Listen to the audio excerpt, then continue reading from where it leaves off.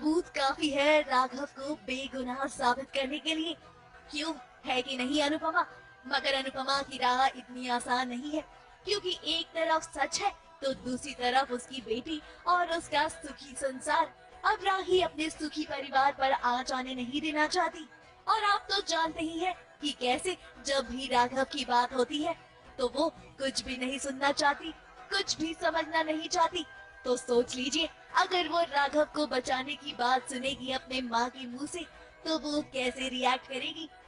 बिना पूरा सच जाने, बिना पूरी बात जाने, बिना कोई सबूत के आप आ गए यहाँ पे सवाल जवाब करने के लिए।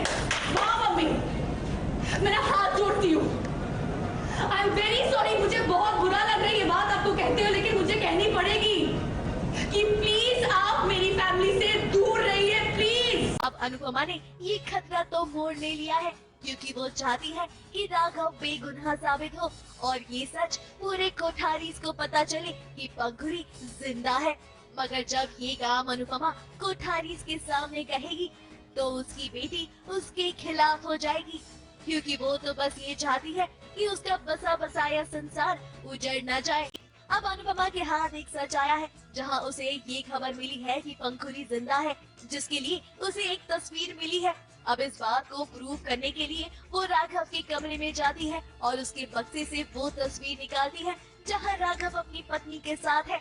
वहीं अनुपमा ये बात अंश से शेयर करेगी, मगर अंश भी शॉक हो गया है, क्योंकि अंश नहीं चाहता कि अनुपमा और राही के बीच मनमुटाव आए। इसीलिए देखिए वो कैसे अपनी अनुमा को रोकने की कोशिश कर रहा है, उन्हें समझाने की कोशिश कर रहा है कि वो ऐसा ना करे।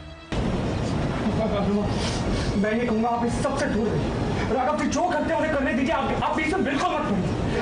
आपने कुछ भी किया ना तो राही और उसके ससुराल वालों के बीच बहुत दूरियां आ जाएंगी। वैसे अंश, हम जानते थे कि अनुपमा को रोकने का कोई फायदा नहीं है, क्योंकि अनुपमा ने अगर ठान लिया सच का साथ देने का तो वो किसी भी हाल में देंगी, फिर चाहे उनके सामने उनकी बेटी राही की खुशियां ही क्यों ना आ जाए।